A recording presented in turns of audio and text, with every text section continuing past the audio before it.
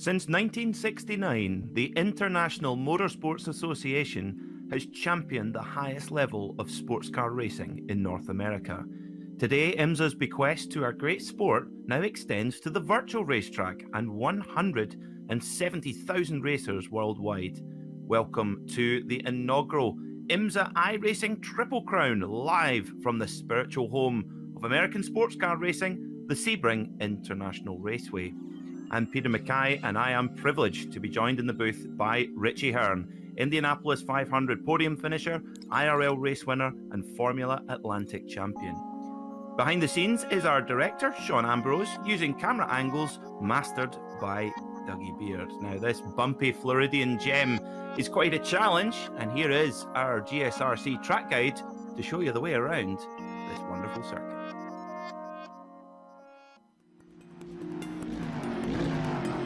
Welcome to Sebring International Raceway. Home to the 12 Hours of Sebring, one of the most grueling tests in endurance racing, this is a track which has earned a fearsome reputation among drivers. The circuit itself is located on the southeastern edge of the city of Sebring, Florida, and was built out of Hendricks Army Airfield shortly after World War II. 3 layouts are currently in use, ranging from 1.7 to 3.7 miles in length. The longest course, which is perhaps the most well-known with it being the one used for the famed endurance race, shockingly still contains portions of the original airfield surface. It's this aspect which has become a signature feature of the track, making it extremely bumpy for racing. Sunset Bend in particular nearly shakes cars apart while they attempt to navigate the high-speed 180-degree corner. As you'd expect for the side of an airfield, there's nearly no elevation change over the course of a lap, but many of the curves are dramatically tall and unforgiving, daring drivers to glance them yet not hit them directly. Thankfully, places to pass are plentiful, including spots like the Hairpin and Cunningham. However, the many fast, sweeping turns creates a dilemma for car setup, since a vehicle that's made too stiff could wind up bottoming out on the onerous bumps. In the end, if you have the wherewithal to withstand the track's rough nature, you're likely to fare well. And since Florida fans almost always show up in huge numbers to witness this test of car and driver, you'll have plenty to impress at this legendary North American road course.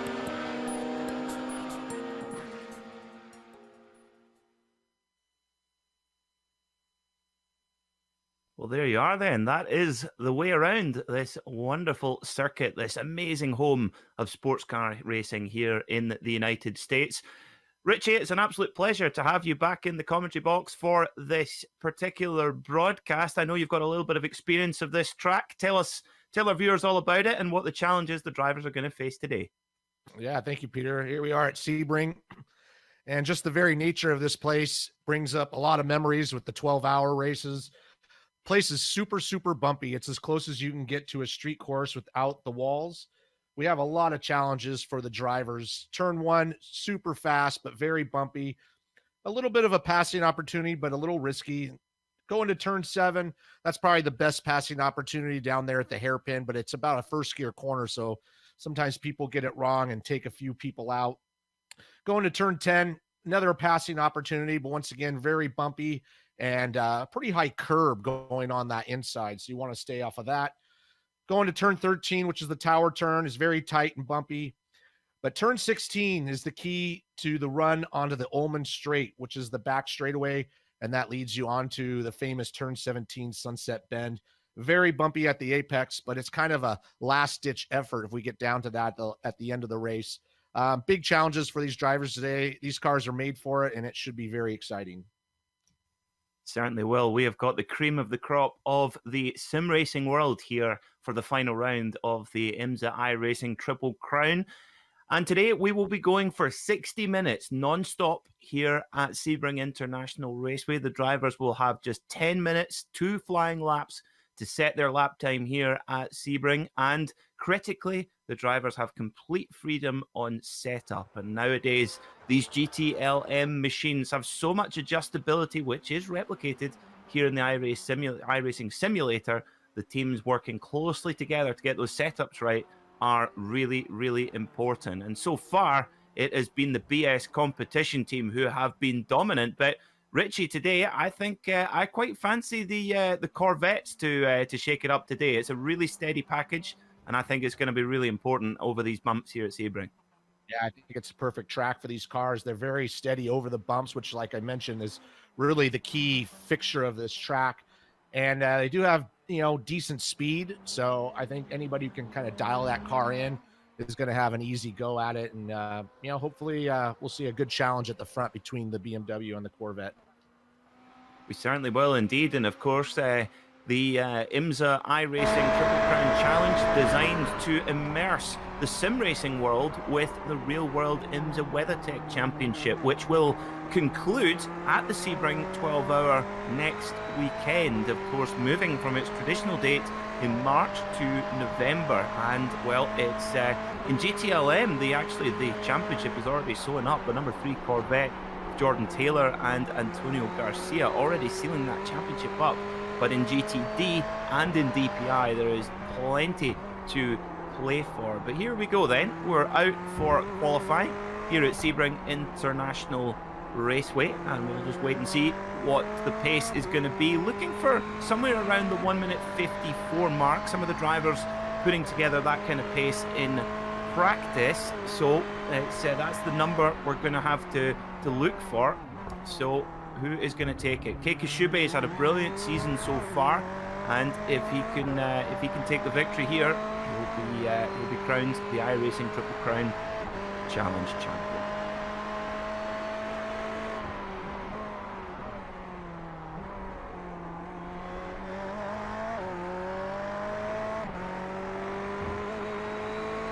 So we're going to ride on board now with the number 11 of Matthias Havdal, the Scandinavian, in the Ferrari 488 GTLM machine.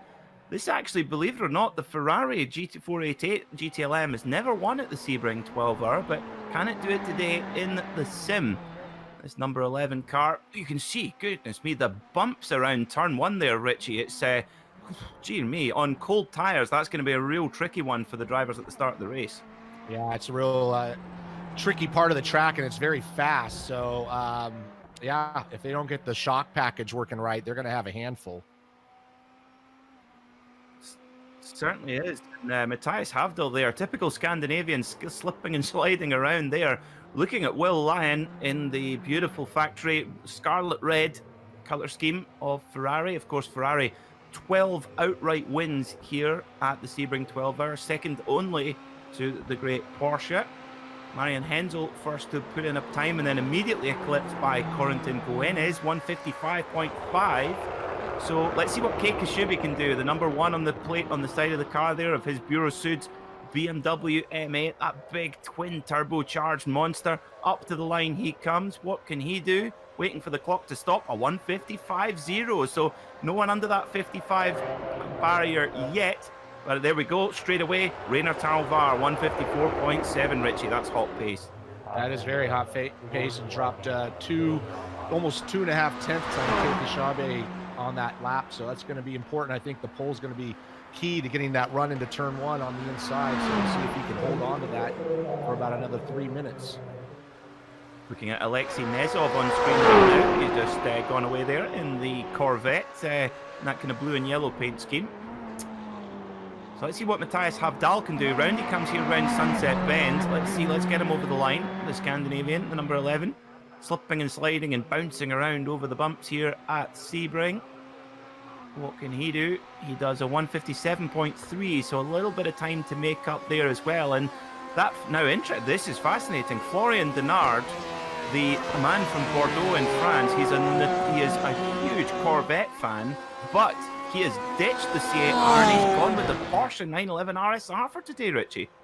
Yeah, he must have found something that he likes, and maybe it's just a little more comfortable for him. But that is interesting. But that Porsche is fast as well. Oh, it is, yeah. And of course, the Porsche 911 RSR has won the 12 Hours of Sebring the last 2 runnings in 2018 and 2019. Of course, won at the last moment with Patrick Healy and Nick Tandy last time out. Let's get Mike Wagner over the line. He's in the Corvette, running the factory paint scheme of the number 3 car. Will Lyon goes 19th with a 157. Kolja Birkenfield coming over now, 157.7. So let's take a look at the track conditions and see what the temperature is looking at, because the 90 degrees Fahrenheit track temperature, Richie, what effect is that going to have for the drivers for this race? I actually think it's probably just right, as long as it doesn't start creeping up to the 100-degree mark. But I think that's going to be good for the start, and the tires should be okay for most of the race. So I think those are good conditions for today. Okay, so no excuses then for the drivers today. Rafael Russo goes over the line, 155.9. He doesn't improve. Can Vlad Kamichev improve? One of our front runners from last time out at Laguna, 156.1 for Vlad. He goes 10th. What can Matthias Havdal do in the Ferrari? And this wonderful machine from Maranello, twin turbo V8 mounted in the middle of the car. Really nice balanced car. Can he get over the line and improve? He can, 157.0. He goes to 21st. Florian Denard, the Frenchman. Oh, clutch. He gets one in just at the last moment. That was pretty twitchy there for Denard. That was his last chance of getting a lap in, Richie, and he pulls it out under pressure. Yeah, he did. He only had one chance there because something was wrong with his first lap, but he did pull it out. You can really watch these cars go through Sunset Bend, which they're coming to right now, and hit that bump right where the bridge is, and you can just see him right there and kind of getting a little bit opposite lock. And that's a really important turn because it's a nice long run up into turn 1 from there. It really is. They call it the corner of 1,000 lines, and I don't think I've hit the apex once on that corner. It's so challenging trying to avoid the bumps and try and get a good exit. Mike Wagner, does he improve? Don't think so. Daniel Muth, one of our expected front runners, he doesn't improve either. So that's them all done then here at Sebring, and we will be ready to go for 60 minutes of racing. The drivers will have one pace lap and then a rolling start. So let's see how they line up then for this final round of the IMSA iRacing Triple Crown Challenge. Rainer Talvar for BS competition on pole position with a 154.7 alongside his teammate Kei Kushube. Row 2 will have the Frenchman Florian Denard alongside Corentin Goenes. Row 3 will be Flavio Sartorino alongside Alexei Nezov. Row 4 will see Rafael Russo alongside Mateus Machado. And finally, Marian Hensel and Daniel Muth round out the top 10, Richie. Starting 11th will be Vlad Kimichev. Starting 12th will be Lucas Kauper. Starting 13th on the inside will be Emil Tagart. Starting 14th will be Kevin Bellens. Starting 15th will be Roberto De La Fuente. Starting 16th will be Mario Texiera. Starting 17th, Matthew Levine. 18th, Christopher Pais. 19th, Sergio Real Leopard. And starting 20th will be Guillaume Egloff. Row 11 will see Francisco Rivera and Matthias Havdal. Row 12, Chris Aurelio and Will Lyon. And finally, Claudio Birkenfield and Mike Wagner and Christopher Bates did not set a lap time. So the drivers are starting to gather up behind the Porsche 911 pace car. And the thing I love about this particular scan of the Sebring International Raceway, Richie, is that the wonderful Penoz logo is still there at the checkered line at the start and finish line. I don't know if it's still there to this day. Maybe someone can let us know if that is the case. But Dr. Don Penoz, someone who gave an awful lot to this great sport. Yeah, it's probably been a while since they scanned this track, so I'm pretty sure that logo is not there. But yeah, he put a lot into the IMSA and Endurance Championship around the world with some very unique cars. He really did, yeah, absolutely. And of course, really revived Road Atlanta into the facility that it is today. And he is dearly, dearly missed in this particular form of motorsport. So the drivers go off now for their full pace lap here at Sebring International Raceway. And of course, these cars have got no anti-lock braking systems. They do have very sophisticated traction control and stability control, but no ABS. So Richie, what are the drivers thinking about here? Because obviously, will they try to get a bit of temperature in the brakes, bit of temperature in the tyres? How important is that when heading down to turn 1? I think it's going to be more important when they head on down to turn 7 at the hairpin. You know, turn 1's fast, but it's not a lot of heavy braking. But when they come down to that hairpin, it is basically 6th gear to first, pretty much, and that's where those brakes are going to come into play. And we'll see who can, not lock it up and plow into the guy in front of him without that anti-lock brake system. It really puts it in the driver's hands. It really does, yeah. So, and of course, that coming down into the hairpin bend here is a really good opportunity to make a pass here at Sebring as well. Back in my favourite Sebring story, back in 1957, Sterling Moss, driving here in the Sebring 12-hour, stopped at the hairpin to receive a bottle of Coca-Cola from a photographer, drank it on the way around the next lap, and then threw the empty bottle at the photographer. You wouldn't get away with that now, Richie. The good old days, right? Absolutely. And Sir Sterling Moss, dearly missed, of course, a winner here back in 1954 in the very early days of the 12 Hours of Sebring, which will celebrate its 70th anniversary in 2022. And I have to say, at the first opportunity, I will be booking my tickets to that event as well. Of course, hugely important event for racing fans here at Sebring. As much a party as it is an endurance race. Yeah, I actually went when they had that WC, the 1,000-kilometer race a couple of years ago. A friend of mine, we went down there and camped and watched both the 1,000-kilometer race and also the 12-hour race. It was a lot of fun. I hope you've still got a contact at Budweiser, Richie, to get some beer for it. No, those contacts are long gone, so I'm okay. I can go buy my own. That's good. So we're heading around Olivier again to be in Bend now and Le Mans Curve, and like you said, Richie, the exit out of this bend, so important to be able to set a move up into Sunset. Yeah, and it's really easy to carry a little too much speed and head out onto the grass, and that usually pitches you back into that wall on the inside. So real key part of that track to get it right. It is indeed. So can anyone stop the Burosud BS competition team, those very jazzy looking BMWs at the front of the field, in the red and white car of Keikashube and the yellow and black car of Rainer Talvar? They come around Sunset Bend, and we're about to go green here in the IMSA iRacing Triple Crown Challenge, the final round. Florian Denard there in the Porsche. Can he do anything about the BS competition domination?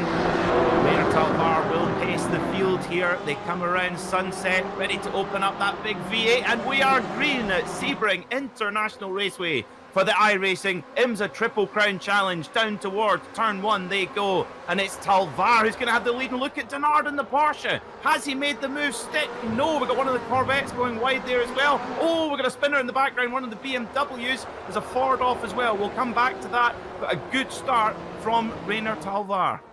Yeah, good start from the first two BMWs. Good start from that Porsche as well, with Denard holding on to position into that third as they come down that underneath the Corvette bridge, down head towards the hairpin. And this is where those brakes are going to test everybody, and hopefully we can get through. We do see a move to the inside for one of the Corvettes, and he decides better of it, and everybody gets through fairly cleanly so far. Nice job. Yeah, great respect from all the drivers there. That is such a tricky braking zone, and it just bottlenecks out of there as well, and you've got to try and get on the power early. Watch for the Porsche coming out of that slow hairpin, because it's got fantastic traction and acceleration. Although a little bit more mid-mounted than it used to be, still more rear bias than the other mid-engine cars. So that gives it good traction out of the corners. But out of Tower Bend, down the Flying Fortress Straight they go for the first time. BS competition 1 and 2 with Florian Denard in the Porsche right behind the man from Bordeaux. What can he do today? He's ditched his loyal his trusty Corvette for the Weissach built 911 RSR 17. What can he do? And goodness me, these GT cars, they've got such performance through these fast bends. Yeah, that's where I think where they get their advantage. It's not the top speed, but it's just how nimble they are, and you can see how that's working. Everybody going single file down. Oh, we got Ferrari looking to make a move. He pulls back in. They go through Sunset Bend to complete lap one. BMW 1-2 starting to gap Florian Denard a little bit as they head into turn one. Yeah, this is what we saw last time at Laguna Seca, the BS competition duo here, just in another division altogether. And really, Richie, I guess for the Florian Denard, if he wants to have any chance of winning this race, he's got to get in and upset their rhythm now, because these BS competitions, guys, they're so consistent that if you let them get in the rhythm, they're going to pull away. Yeah, Florian's trying really hard. He was pounding the curbs through those turns 2, 3, and 4 area, and he's trying to keep up, but these guys are just so smooth, and they're just kind of sticking together and slowly inching away. They got about almost a second back to him from second to third, and Florian's got business behind him with Nezov and Gunez stacking up behind the Porsche. Indeed, and if you want to follow the times of your favorite driver, you can use the same software we have here in the booth, gsrc.tv/timing screen. Check it out and you can see the lap times, and I tell you what, that number 2 and the number 1 car of BS competition, they are going to be hot pace at the front. Florian Denard kind of flying solo really, so he's got a little bit up against it, and Alexei Nezov there in 4th. Watch for him in the Corvette too, because, well, he's I think that car is going to be really, really good over the whole length of this 60-minute race. Almost got slight mystery machine colours, that car of Alexei Nezov, that blue and yellow machine, but it's the Burosud sponsored cars out the front. Head down into Sunset Bend, and I think Denard, well, he's going to be looking more in his mirrors than ahead right now, Richie. Yeah, we've got pretty much 2 cars gapping out, like we talked about the BMWs, and now Florian Denard is instead of worrying about second, he's got to worry about 3rd, 4th, 5th, 6th, and 7th as they're starting to line up. He's the cork in the bottle at the moment. Okay, just looking at Vladimir Kamichev in the number 4 Corvette, and he has just got past Marian Hensel in the BMW M8. So Kamichev on the move, and we know Kamichev is a really hard racer. He will make the room if it's not there, and He's got his way up into 8th spot right now. Next up is Russo in the number 10. Yeah. Yeah, he's gapped Hensel as well. As you said, his eyes are forward. There's the lead cars, first and second, staying in line. They're just being smart, working together, not challenging each other, trying to get a little gap to Florian. And like I said, Florian's got his hands full with two Corvettes. Looks like 3 Corvettes all right stacked up behind him. Yeah, that's not the sight you want to see if you're in the race and you've got them piling up behind you. Through Tower Bend they go then on board with Kay Kashubi, the 37-year-old from Mittenwald, Germany, the powerboat racing enthusiast as well. Now, God, if that's quite a dangerous pursuit to enjoy, Richie. Yeah, powerboat racing is never looked at as a safe sport. So that takes a lot of guts and a lot of money to make that happen. Absolutely, I believe Bill Oberlin, of course, BMW factory legend. He likes his fast boats as well. So I think he's a bit safer off in his more trusty M6 GT3, I think. But there we go. It's obviously working for Kei Kashubi. As we see, good to see a couple of more Ferraris out there today as well. The 488 GTLM, which we saw the WeatherTech team take over to. I think actually the only car that came over from the United States to Le Mans this year. Fastest lap of the race from Rainer Talvar out the front, a 156.0 on a full tank of fuel, Richie. That is really impressive. That is very impressive, and he's just kind of just pushing along, not making any mistakes. But here's the battle that we really got to watch: is Alexei Nezvov is really pushing Florian Denard very hard. Florian was weaving up the front straightaway to kind of break the draft, so he's feeling the pressure. And those 2 Corvettes are starting to come into their own as they come right into the hairpin there. Oh, that was so close without that anti-lock brake system. You got to be so precise on those brakes to not lock it up and run into the back of the guy in front of you. But this race is really raging on, and I feel sorry for Florian a little bit because he's got a long ways to go if this is how the race is going to be.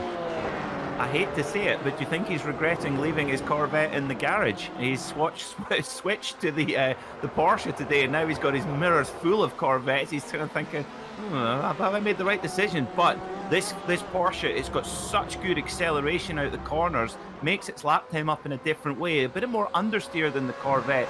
Corvette being mid-engine is such a lovely balance. And Richie, the thing that amazes me so much with this car, and I don't know, you've driven the street car of the C8.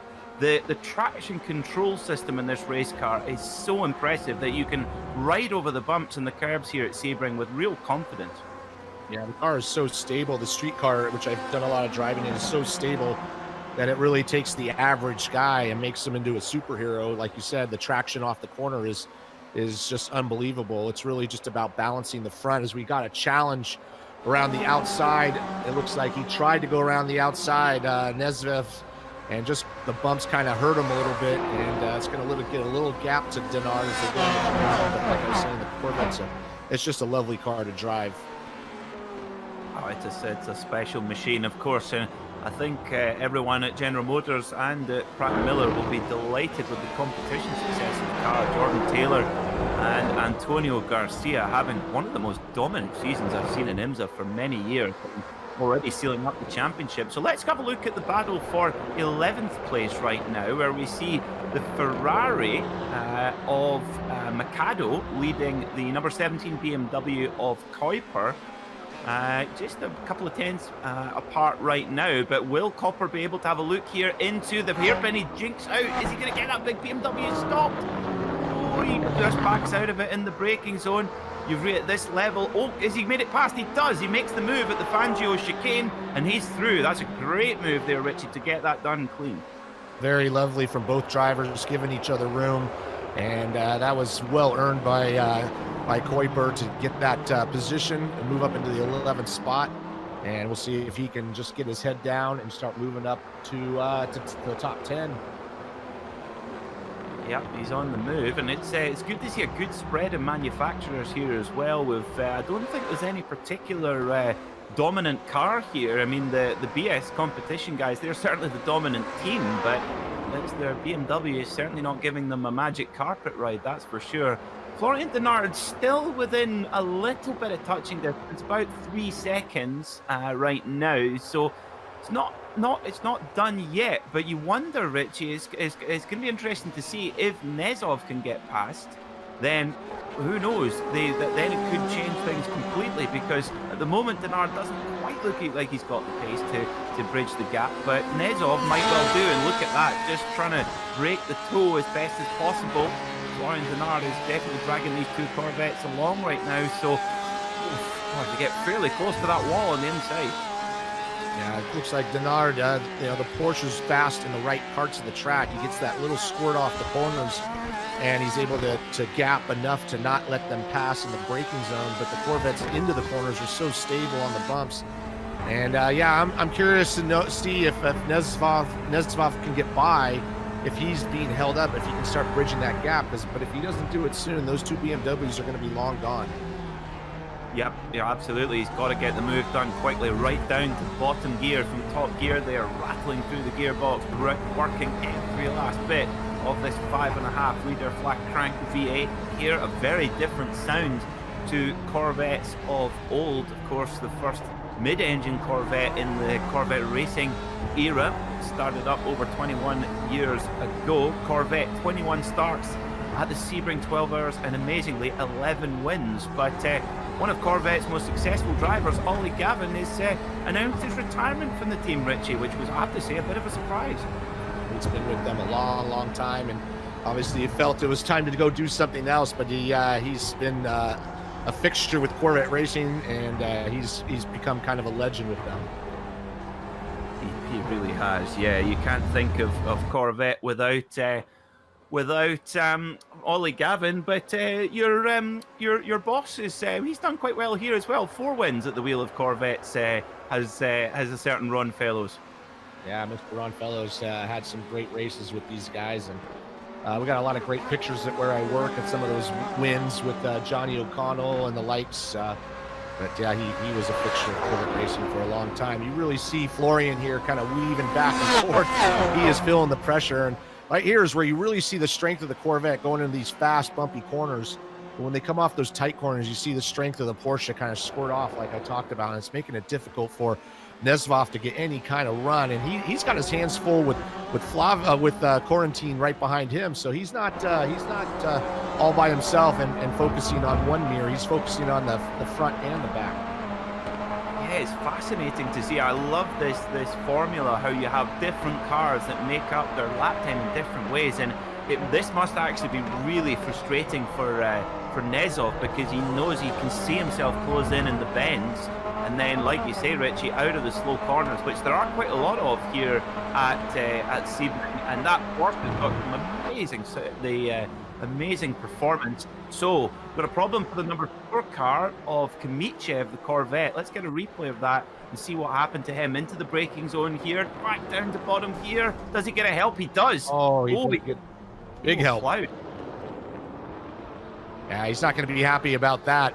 And that's kind of what we mentioned at the beginning of the show. That's a real danger area for those type of things to happen. And fortunately, it looks like he doesn't have too much damage, if any at all, but he lost his momentum and lost a few spots.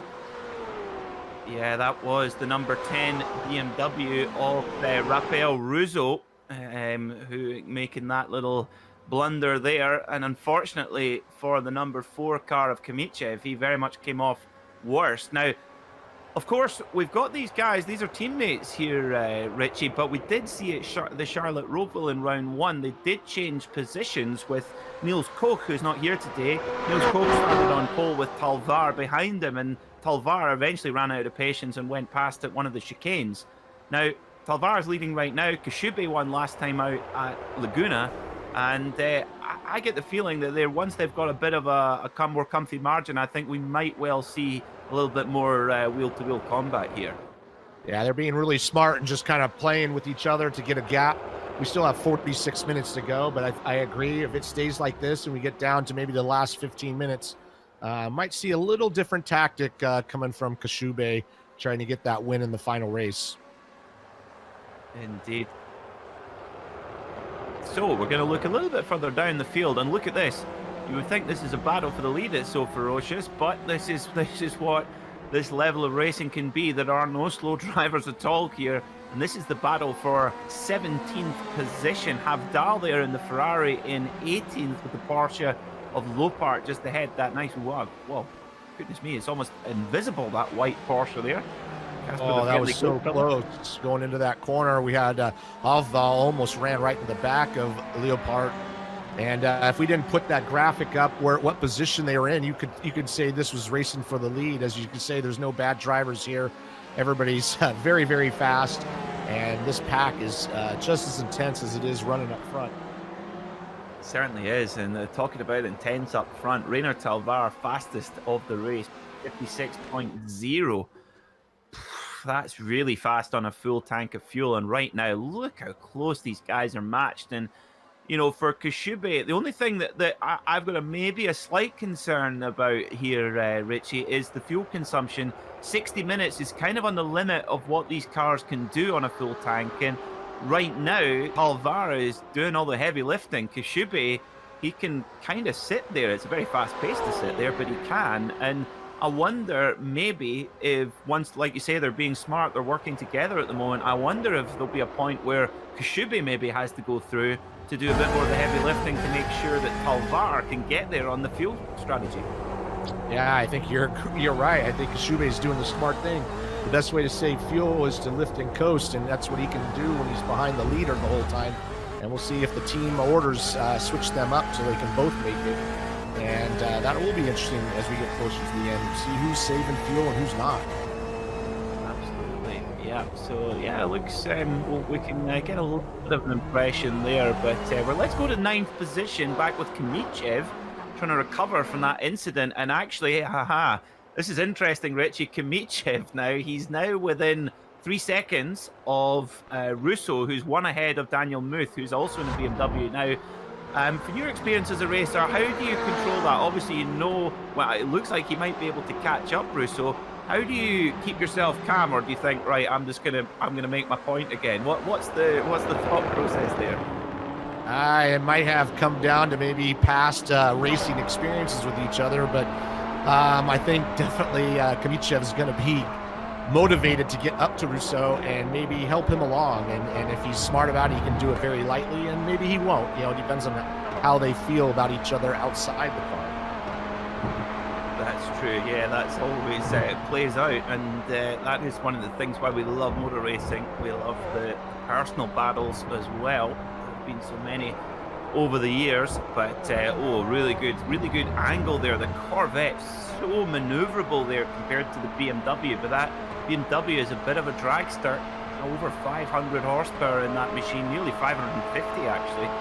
He's going to make a move here. He's going to try to do it into Sunset Bend, and pretty easily done. And if he can get over the bumps very cleanly, he's going to pull that move off. Oh, here comes the BMW up along the inside, and they drag race up into turn one, but Kamichev is going to have the inside line. He's going to get that position, and next up on his radar will be Russo.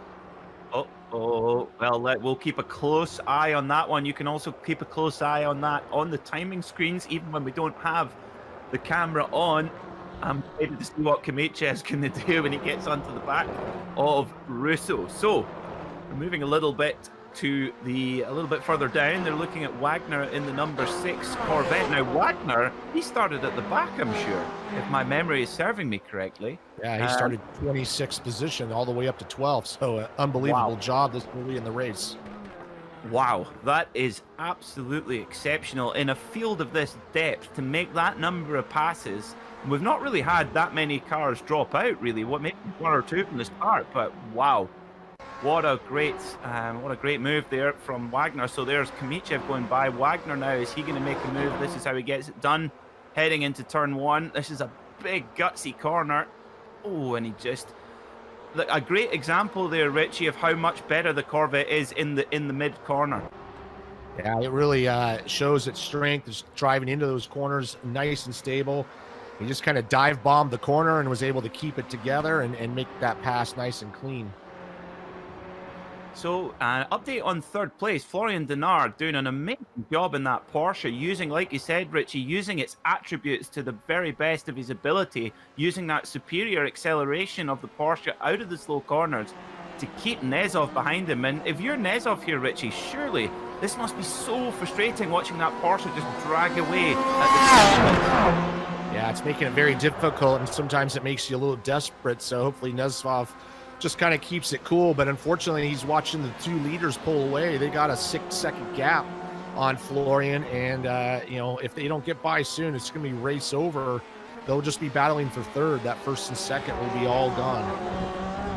Yeah, it looks like it could well be, and you got to think that maybe Nezov has just got a little bit more pace over a lap, but he can't deploy the attributes of his Corvette C8R until he can get past Florian Denard. And Florian Denard, look at that, weaving around, desperately trying to break that aerodynamic slipstream that he is providing to the Corvette behind. And look at this, coming out through the Fangio chicane, that Porsche just lays down the power of that 4-litre flat 6 boxer engine and just guns it out there with a huge rear aerodynamics in the back of that car as well. Like, of course, Porsche swapped the position of the engine and the gearbox around to get the engine a little bit further forward and get a larger rear diffuser. And well, that iteration of the car is it had a lot of success. Of course, winner of the last 2 runnings of the Sebring 12-hour.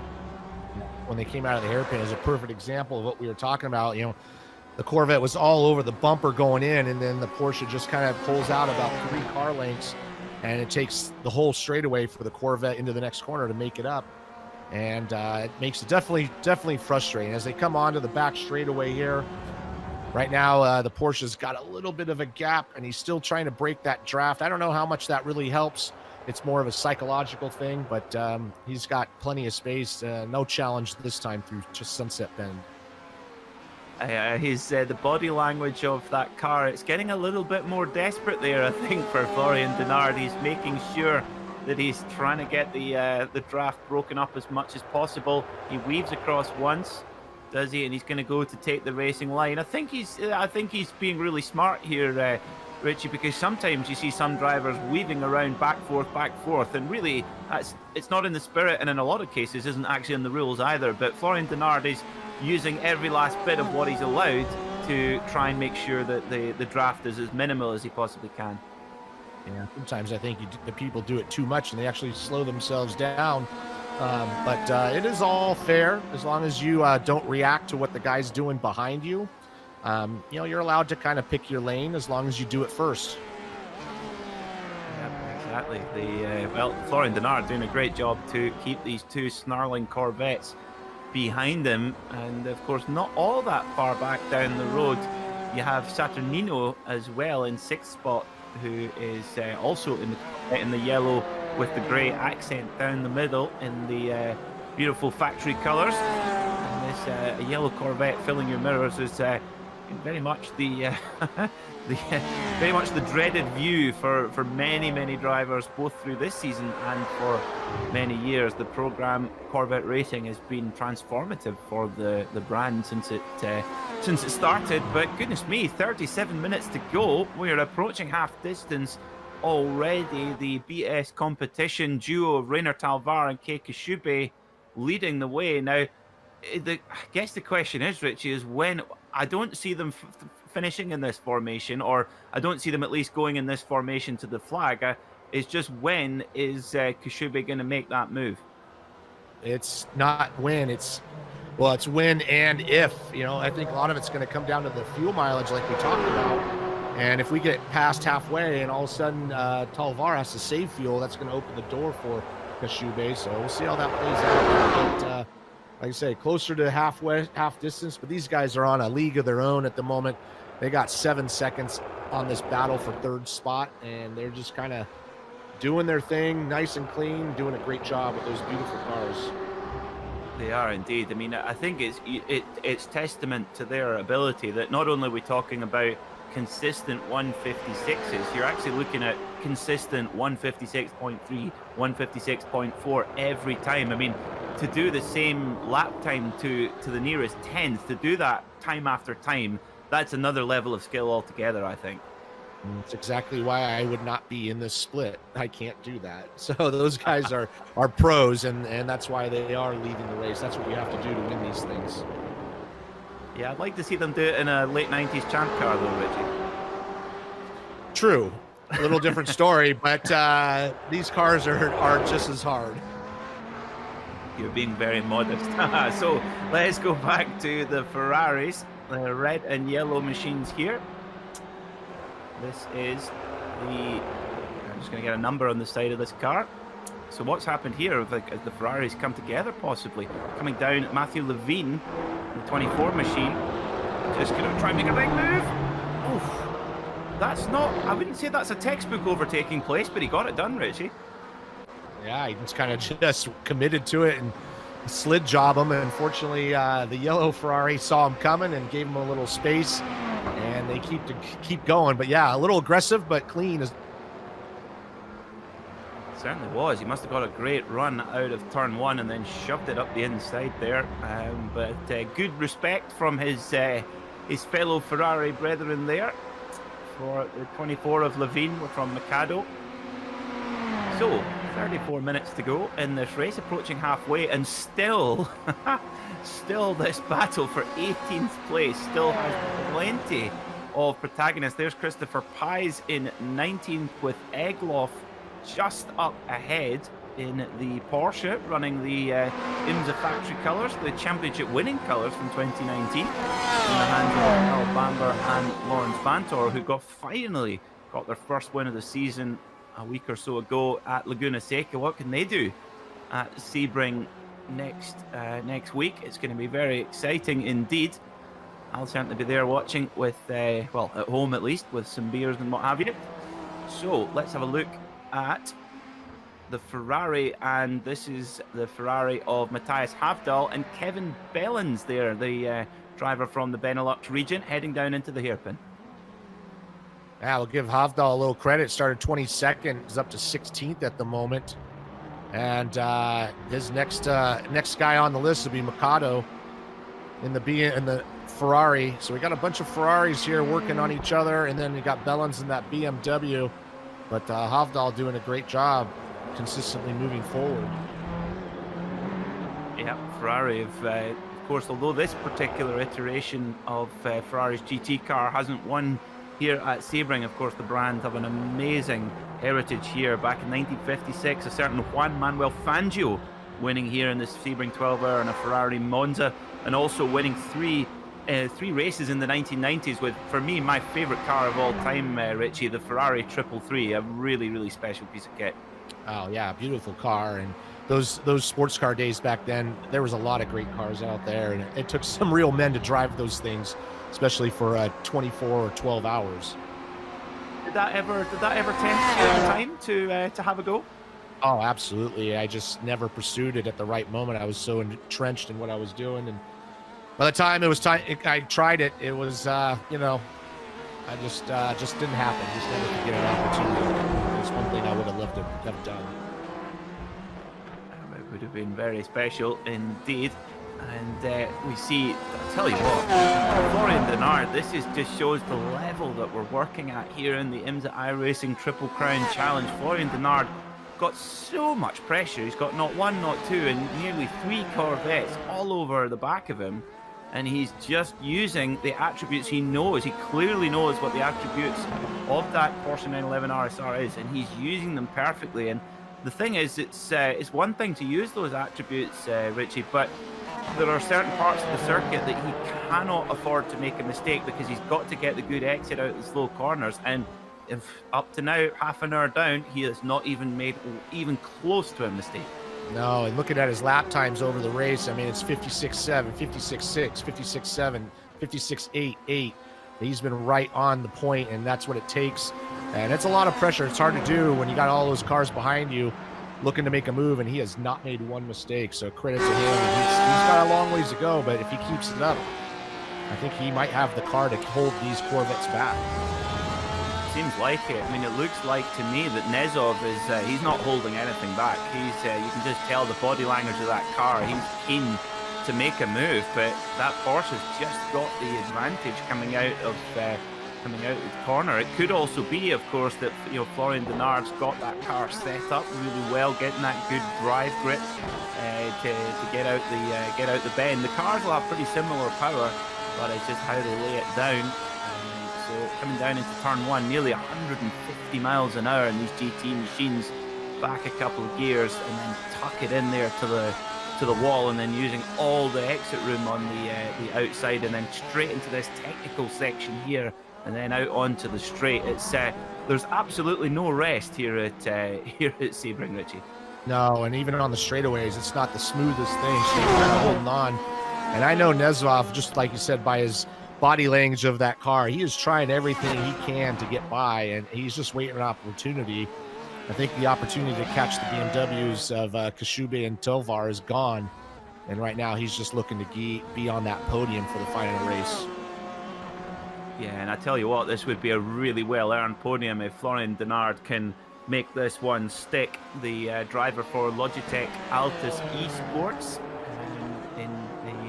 with, of course, has a number of opponents, teammates, that you'll see across different varieties of iRacing categories in the Rallycross World Championship as well. Bo Albert races in the same team, and also guys in the V8 Supercars as well, so quite a lot of variety in there as well. Let's take a look back at 14th position. This is the battle raging on between the prancing horses, the Ferraris, of Matthew Levine and Mateus Mercado. Now, Mercado, although Levine picked his pocket with that really, really inspired move, Mercado has recovered a little bit, Richie, and now trying to basically take out his revenge here.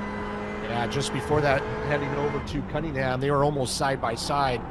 So definitely Mercado looking to get that position back. He started 8th all the way down to 15th, so I'm sure he's not happy about that, and then wants to get in front of that red Ferrari so he can continue moving forward. But this battle is starting to tighten up.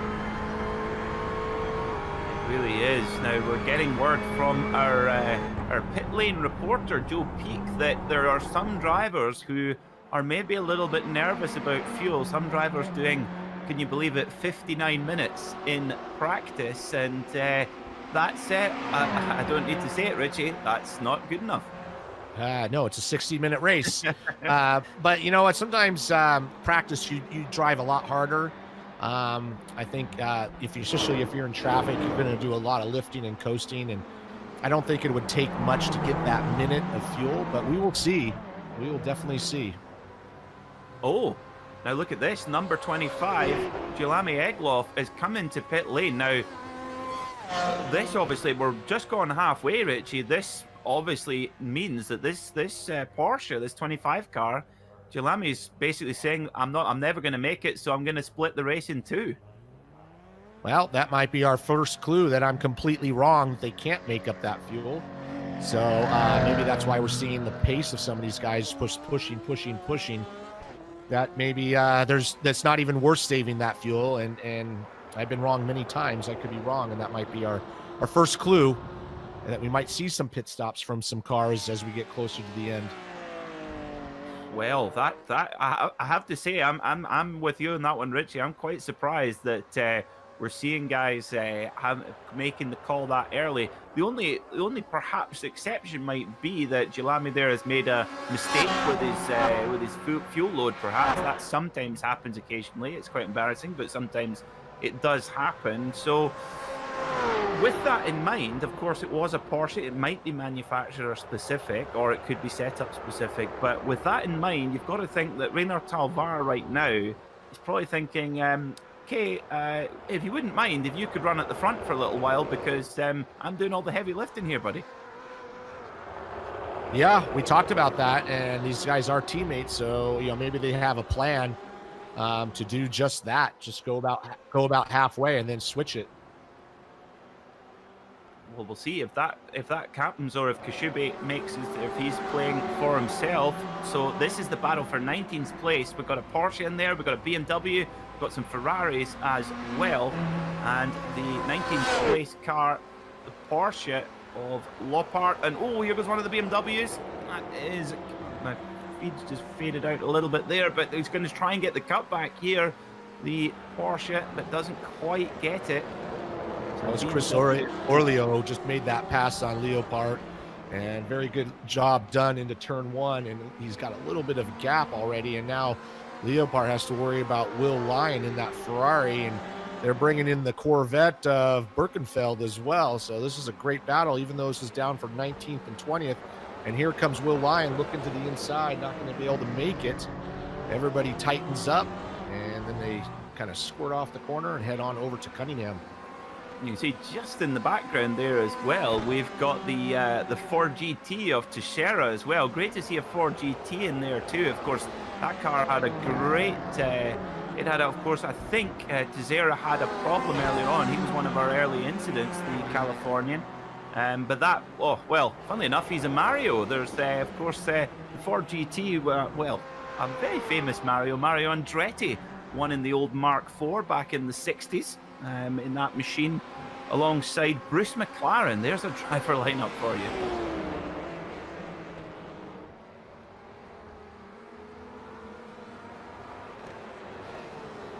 So we're going to return to the battle for P3, and Florian Denard, well, that's certainly I guess that's the wide body specification 911 RSR, because he is keeping these two Corvettes, Nezov and Guinez, at bay for the whole time. Now, although Florian's done an amazing job here, Richie, to keep these Corvettes behind, the only thing is that he's having to push 100% all the way through. So if he's got any fuel worries, he's got to be getting, as the electric car drivers say, range anxiety right now. Yeah, and he just set his fastest lap of 56.4 on that last lap, so he is definitely pushing hard. So either we saw that pit stop, maybe he had some damage needed to fixed, or it's just not a concern. It's going to be kind of all up in the air till we get closer. We only have 23 minutes left in the race, 24 roughly.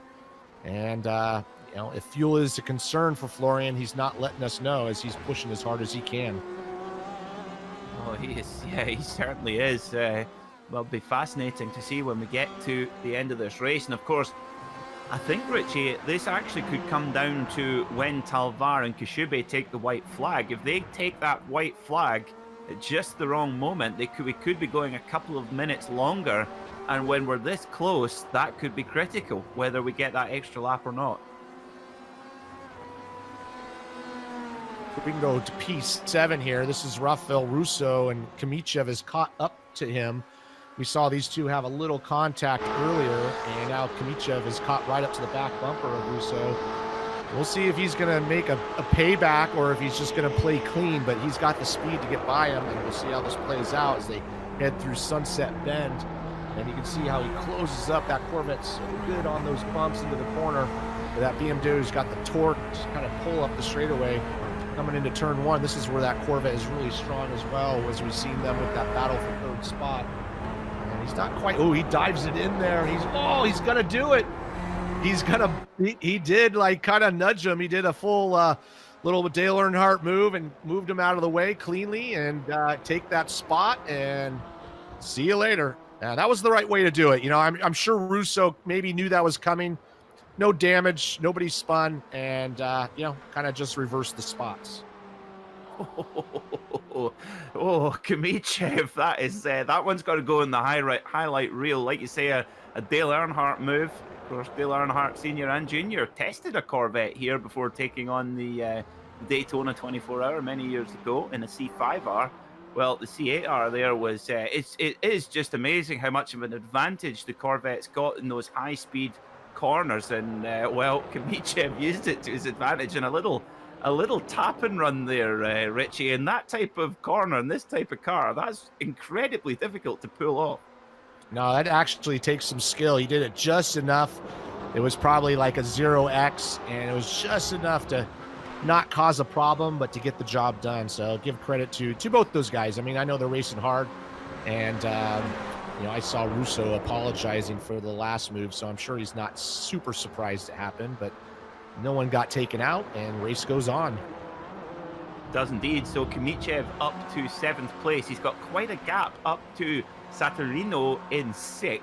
And he's got about 21 minutes to go to try and get that next place. So he's still got work to do, but he's got pace under that number 4 Corvette. So Still, goodness me, I feel like I'm repeating myself now, Richie. Florian Denard still keeping Nezov at bay, and I wonder if Nezov now is thinking, right, 20 minutes to go, we know we're all close on fuel here, I'm going to keep pushing him hard, knowing that I'm never going to be using the same amount of fuel as him ahead, and maybe just kind of forcing him into, I think it's really going to tell in the final 5 to 10 minutes or so if we know if Florian Denard is he's in danger on fuel or not. Yeah, I think so too. I think it's going to take all the way down to that last 10 to 5 minutes. And once again, Florian Denard just 2 laps ago set his fastest lap again. So he's not slowing down. He's trying to go faster. So if he's worried about fuel, he's not showing it. He's maybe Nezov has decided, you know, I'm just going to chill out a little bit and save some fuel and attack right at the very end when he's tight. Okay, this is the battle for 13th place, and still, this is an all-Ferrari battle here. Matthew Levine at the front in the red Ferrari. Sorry, 14th, my apologies. Matthias Mikado in 15th, and Matthias Habdal in 16th. And he's, like you said earlier, Richie, he's had a great run up the field, has the Scandinavian, the Campbell GT ace, and he's slipping and sliding around. Typical Scandinavian. And with the red, yellow. Sorry, go on, Richie. I was just going to say, this is a great battle. We were watching this earlier, and they have brought along, Havdal has caught up to this pack, and he's been able to make the moves. So we'll see if he can make some moves and move up 2 more spots and get himself up to that 14th position. He is right on the back of these two as they go through those S's and lead onto that back straightaway. This is the important last 2 corners are really key to this whole lap. Yeah, getting that run down the Ullman straight, vitally important. And Matthias Habdal at the back of this group, but he's in the draft of Mikado coming down into Sunset. There's a lot of ways to make your move or prepare a move here. Of course, you can do that, can't you, Richie? If you get the right drive out of Sunset, it can really set you up beautifully for that move into turn 1 that we've seen a few times. Yeah, there's a couple ways you can go through Sunset. Obviously, the shortest distance is the fastest way, but there's a huge bump right by the wall, and so it's kind of a little tricky. So I think something's happened to Vlad Kimichev. He's dropped a couple of spots. So, oh no, oh, it's a mistake. That's a rare mistake there from Vlad Kimichev. That is, now I think where that is on the circuit. It's in the opening sector. Yeah, it looks like turn 2, or sorry, turn 3, or they call that little kink turn 2. So I believe it's that left-hander's tight turn 3. You come into that corner so fast that it's hard to, it is easy to lock up the tires. And he has now lost a couple of spots. He worked so hard to get up into 7th. He's all the way back into 10th now, it looks like, with only 17 minutes to go, 17 and change. Oh, that's such a pity, isn't it? From hero to zero, he pulled off one of the finest moves I can remember in a long time there on Russo in the BMW, the bump and run. And with something you very rarely see in sports car racing, certainly not successfully anyway. Oh, and just that, like you said, Richie, a small mistake, but with quite big consequences. But the only consolation for him is there doesn't look to be any damage. I don't think he hit anything, so that's important. Now we're just getting a word that the Corvette of Birkenfield, the car number 20, has come in for fuel. So there are some cars who are having to get a splash of fuel, either whether they've planned for that or not, I don't know. But as we see, just as we say that, Birkenfield, the 20, called you Birkenfield, he's had to come in and take fuel. He's now down to 25th. And as we say that, fastest lap of the race from Kei Kashube, a 155.6. And his teammate matches it with a 155.7. These guys have upped the pace massively in the last, I mean, by over half a second from what they've been doing the last little while. Yeah, so they've been kind of being conservative, and then they got the green light that they can push, or they're deciding that hey, we can't make it, so let's push now, get a gap, and we'll just splash and go at the end. It is curious to see a few of the back markers having to pit and mid packers. None of the leaders have pitted yet, but we're getting down to that witching hour that it should show its face whether these guys can make it or not. Absolutely, yeah. It's course, Bureau Sud BS competition has been so dominant in this IMSA iRacing challenge. But let's get a replay. There's something happened to Tengard in the number 13 machine, the BMW. Let's see what happens to the Scandinavian. Gets a little bit loose on the brakes. Oh, careful. Oh, and he makes a move by... Oof. You always get nervous there when he comes back onto the circuit, but he nearly gets plowed there by the 17 of Lucas Kuiper, but thankfully they get away with it there, Richie. Yeah, just there's that. When we talked about no ABS, you just kind of locked up the brakes a little bit, and he had somebody in front to nudge, and nothing on purpose, but I'm sure he's not going to be happy. He only lost one position, but no one's ever happy about that.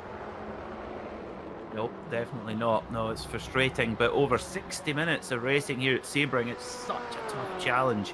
You see many drivers do say that the 24 hours of Le Mans, or it's easier to do the 24 hours of Le Mans than it is the 12 hours of Sebring, both physically and for the car as well.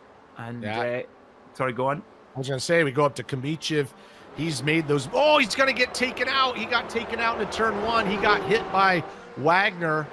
Kamichev has just gotten by Muth, and then Wagner came up on the inside. They were going wide into the corner. Here's the replay, and you're going to see the BMW on the outside, but it's the Corvette on the inside of Wagner, and he just kind of just makes his own path.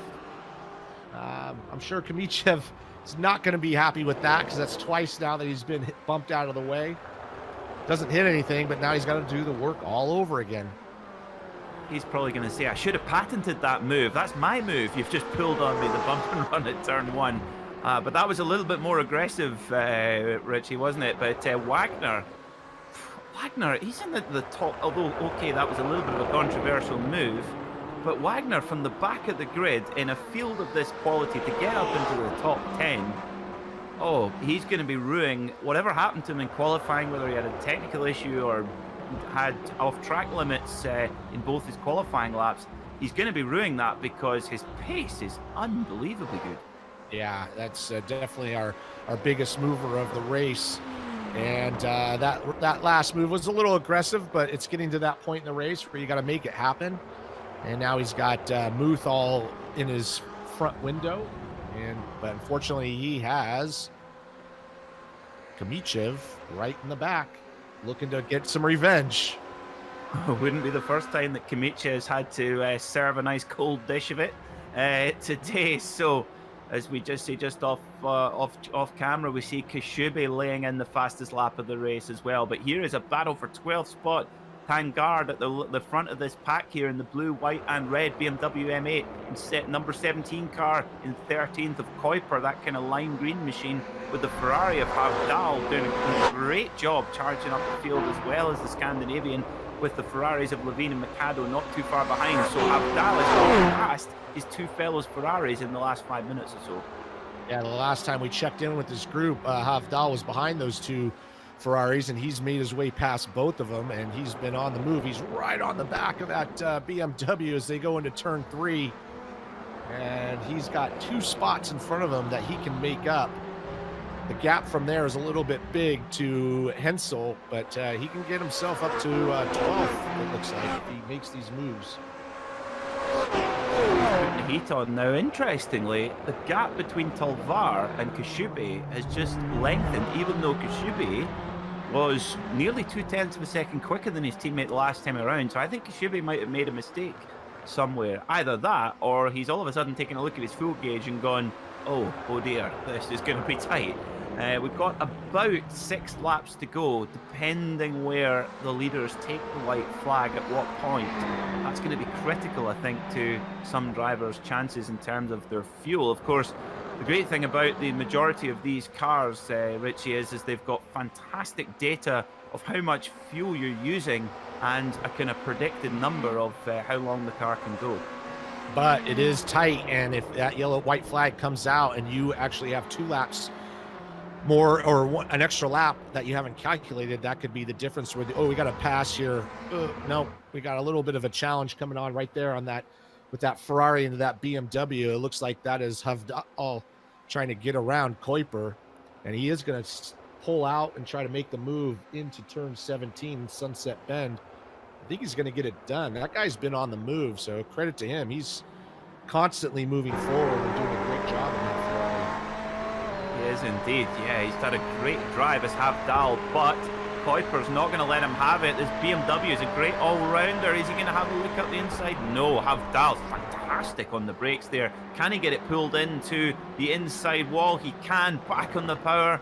Oh, Kuiper just has a little bit of a lunge there, or just a little bit of a sort of a little bit of a fake there almost, is to try and unsettle Havdal, but he's having none of it. Under the Corvette bridge they go. 10 minutes to go here at Sebring, and it's still Rainer Talvar leading by half a second from Kekishubi. Up front, the positions haven't changed much. The gap with Denard and Nezvov has opened up a tiny bit. So that battle has kind of disappeared that we covered a lot. This is probably the best battle on the track in the top 10 between these guys. We also have Muth. Wagner's caught right up to the back of Muth as they come into tower turn. Kamichev is still looking to get his revenge if he can get close enough. There we go, on board. Looks like we're on board in that Corvette. Just chasing down that BMW for 8th spot. Head through Olivier Hendebian Bend and through to Le Mans Curve. Of course, Olivier Hendebian, the driver who took the first ever win here for the Porsche factory in 1960 alongside Hans Hermann in the original 718 and the RS60. So a man with amazing heritage here at Sebring, won in a Ferrari as well, and great that they named the corner after him here at this amazing circuit. The home of sports car racing here in North America, and you can see that Corvette's got a great drive out of Sunset Bend, and I tell you what, this has been for me the drive of the day. Richie Wagner from the back of the grid, he's now knocking on the door of 8th spot. Yeah, we're going to go back to P14. We were watching this battle earlier, Kuiper, Levine, and Mikado. Levine trying to make that move up into the inside of turn 1. Kuiper doing a great job holding that position, but he's got a lot of pressure with that Ferrari. Looks to the inside, looks to the outside. No opening there in turn 3, but this is coming down to a wire. I hope it doesn't end in tears, but these guys are real close. I thought Levine was going to pull the same move there that he did on Mikado, his fellow Ferrari, earlier on, but he might get a run here down towards the hairpin. This is a good opportunity to go for the block pass in the Ferrari, but Kuiper pretty good on the brakes there in the BMW M8. Nice and stable there, but Levine, I think Levine has definitely got a little bit of the edge here, Richie, and of course, as we saw, he doesn't mind overtaking an unconventional spot, should we say. Absolutely. We'll see if he drives onto the inside coming into tower corner or tower turn. I don't think that's where he's going to make his move, but he's definitely all over the back of that BMW, and you can see how bumpy it is at the apex, tricky corner. But man, he's looking to get that spot, even though it's for 14th spot. He might as well win at this moment. Yeah, you got to love the intensity up and down the field. Of course, the IMSA iRacing Triple Crown Challenge open to any one of the 170,000 members on the iRacing service, and the great thing about iRacing is that every driver has a ranking called an iRating, and each split, as it's referred to, is basically you race with people of your ability, and this is the very top split, the very best drivers on the service. And as we've said many times, there is no slow drivers in this particular race, and all the way down you'll see top level competition. And tell you what, the racing's been hard, Richie, but the conduct has been very, very good, as we see Levine now getting really, really close to the back of Kuiper. Is he going to go for his move? The Levine, is he going to go for it? No. Kuiper, I think, is maybe thinking, see what you're trying to do there. No, thank you. Yeah, I thought he was going to make that move. Levine was as close as you can get, but Kuiper kind of faded into the corner a little bit to the left and closed that door just enough. But he's going to make a move at some point. He's not going to just sit here. As Kuiper goes to the inside, he's going to let Levine go. Oh, it looks like he just let him go. He might be he might be on a fuel issue, because he did not challenge that position, and he's going to let Levine go. Now he's got Mikado behind him. Well, if that BMW had blinkers, he would have put the left-hand blinker on and then waved Matthew Levine by. So yeah, absolutely. It has, surely it must be a fuel issue there, because Kuiper was keeping Levine at bay, but Levine straight away starting to pull a couple of car lengths. But for Mikado in 16th spot, he'll want to get past Kuiper. If Kuiper's languishing a little bit, if he's having to really save fuel, he won't want to get stuck there behind. And already look at the gap between those two Ferraris. Levine checking out here. He's got the speed. I don't know if he has enough time to catch up to Havdal, who is the highest Ferrari at this moment. Havdal has been moving his way through the field consistently, 22nd to 13th. He's looking to make a move on Tungard as they go around the outside and Sunset Bend. There you go. I don't think he's going to get it done, but he might do the crossover and come up to the other side, up the front straightaway. Oh, he's going to go into the pits. There we go. Things are starting to fall as far as fuel mileage, but Havdal's coming in. He can't make it. Oh, that's agonizing. 4 minutes and 50 seconds to go of this race. 3 laps maybe, and yeah, that's going to need to be just a couple of squirts of petrol, and off he goes again. Oh, that's a shame. So we've had a Ferrari struggling on fuel, we've had a Corvette, and we've had a Porsche. BMW, no such problem right now. Now, that can be coincidence, maybe it's not. Kishube, he has been the guy who sat here in second position, right behind his teammate, Rainer Talvar, for the last 56 minutes of racing.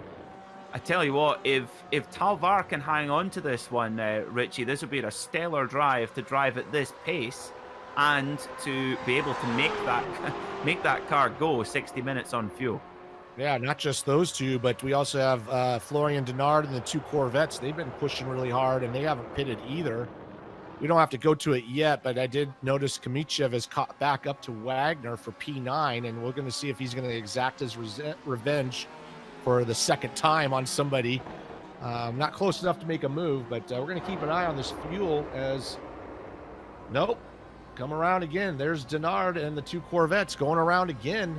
So they're either going to commit to it or they're good to go. Yep. Of course, the higher up the standard you get, the more preparation. It's entirely related here on the iRacing service. Unlike motor racing in real life, you, of course, going testing is a rather expensive endeavour, but on iRacing you can put in as many hours as you can spare. And that is where the top level guys make the difference. And I suspect, Richie, the BS competition guys, they'll have rehearsed this. Oh, I'm sure they've practiced many times. They know exactly what fuel number they can hit.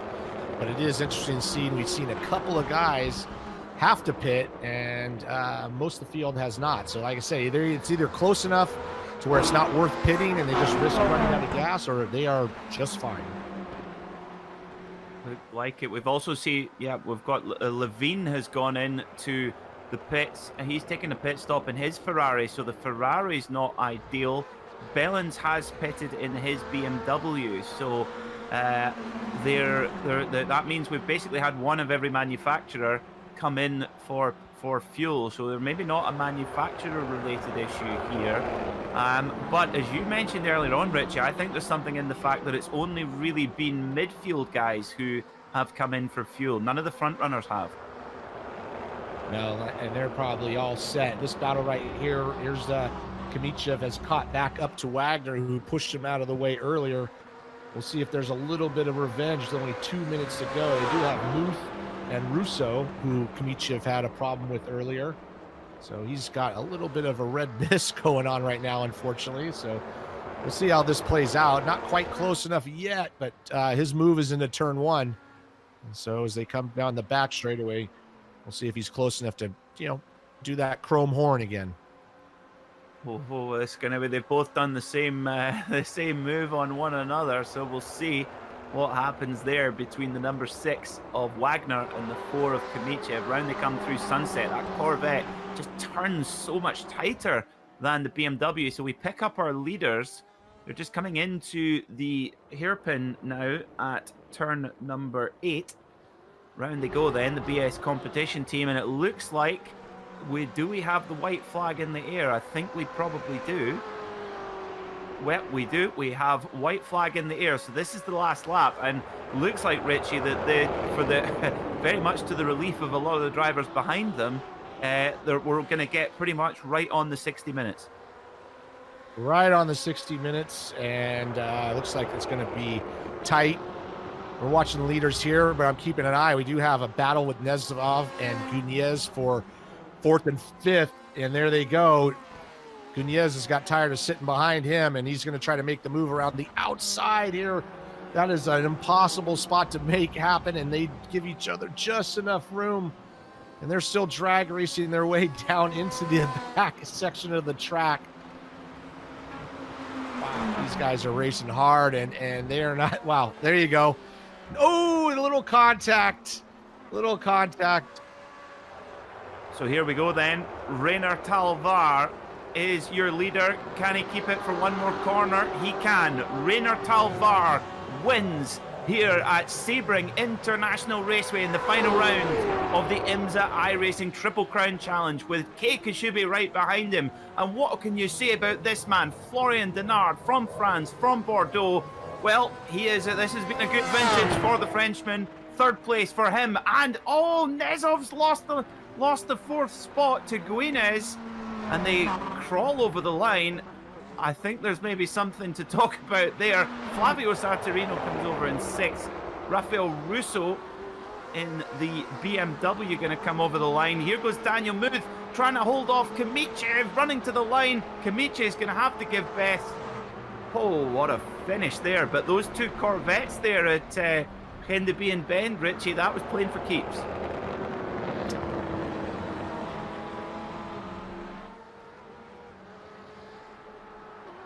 So let's get a replay.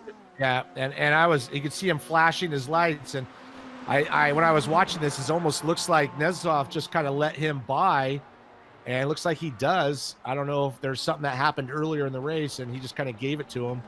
But not too dramatic, and Gutierrez is going to take that position from Nezov, who's tried so hard to get around Denard. But what a great race all through the field. Oh, fantastic stuff there. And I actually think that Nezov, after bumping Guinez wide at Henderby and heading to Le Mans, I think you're right, he let him by. That's excellent sportsmanship indeed. I think we're getting a note there that Nezov actually ran out of fuel coming down that back straightaway, so he didn't want to get run into, so let him go by and just kind of coasted across. So it was close. It was close, like we said, but not as close as we thought it was going to be for the leaders. Wow, that's what a finish here at Sebring. Well, let's get a look at the results of how they finished then, as we get our final runners coming over the line for this final round of the IMSA iRacing Triple Crown Challenge. 1 week to go before we go to Sebring for the 12 hours. Rainer Talvar wins from his teammate Kei Kashubi by half a second. They followed one another in formation all the way through. Florian Denard did an amazing job to keep the podium positions with the 2 snarling Corvettes of Corentin Guinez and Alexei Nezov right behind him for the whole race. Flavio Sartonino, a very solid drive from the number 23 Corvette driver. Rafael Russo was 7th. Daniel Munoz 8th in his BMW. Vlad Kamichev, certainly an entertaining race for him. He gets past Mike Wagner for 9th. Wagner finishing in 10th, Richie. Coming home 11th is Marian Hensel. Started 9th up to 11th, and right behind him, Mikado. These guys are all in some heavy battles during the race we watched. Lucas Kuiper, same thing. Battle all day long, finishes 13th. Christopher Pies in 14th. 15th is going to be Sergi Liabart. 16th will be Will Lyon. 17th, Matthias Havdal, who actually was way farther up, but he was one of the few that had to pit, so he lost a few positions on that. Matthew Levine in 18th. 19th, Chris Aurelio, and 20th is Kevin Bellens. We're now coming into our runners who had to take pit stops or what have you. Emil Tangard in his BMW was 21st. 22nd was Francisco Riviera. 23rd, Kolja Birkenfeld in the Corvette, who had to pit. Willem Egloff pitted in the Porsche 911 RSR, the 25 machine. 25th place was Roberto De La Fuente. 26, Mario Teixeira in the Ford GT, and Christopher Bates, 27th position for him, who looked like he might not have taken the start. Richie, it's been a pleasure to call this race with you. What are your takeaways from those 60 minutes here at Sebring? One of them is just the quality of the field. We saw some really tight racing, a little contact here and there, but we didn't see any dirty driving or any dumb things. And I was really impressed with not only that, but just the variety of cars that were running, the BMWs and the Porsches and the Ferraris and the Corvettes. We did have one Ford out there as well. So just the balance of performance throughout the field really shows that, you just got to find a car that works for you and you can be fast in it. It certainly does. And of course, getting that car dialed in as well. And BS Competition, I don't think we can praise those guys enough. They have dominated this very high standard of field through the Charlotte Roval to Laguna Seca and here at Sebring, 3 very different circuits in their character, but BS Competition have reigned supreme and win the IMSA iRacing Triple Crown Challenge. But Richie, just one last final thought, how did they do that and also make the car last 60 minutes on fuel? I'm going to just say one word: practice. I'm sure they put in their time. They have good people behind them, and they probably knew exactly what kind of lap time and pace they needed to make. And obviously they were just fine. They just smoked everybody and finished 12 seconds up on 3rd spot. And man, credit to them. It's a great team effort. Certainly was. Well done to the BS Competition team, Rainer Talvar, Niels Koch and Kei Kushubi, a very well-deserved winners here in the IMSA iRacing Triple Crown Challenge. That is all we've got time for this race and for this series. It's been an absolute pleasure to bring this incredible competition to you here on the iRacing YouTube channel.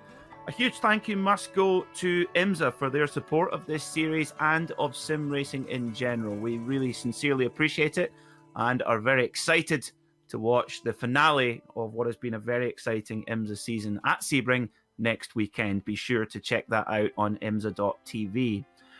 And also a huge thank you to the companies that helped to provide the software and the hardware for these broadcasts, and they are listed here on your screen right now. An additional thanks to the wonderful June Lalonde, who provides our music for the broadcast, and you can see on screen how to get a hold of more of her great work.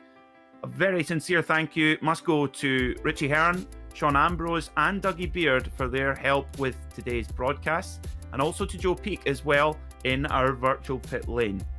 If you'd like to find out more about us here at the Global Sim Racing channel, you can via our website, which is globalsimracingchannel.com, or you can check out our social media, Twitter at GSR Channel, Facebook at Global Sim Racing Channel, and Instagram at GSRC_gram.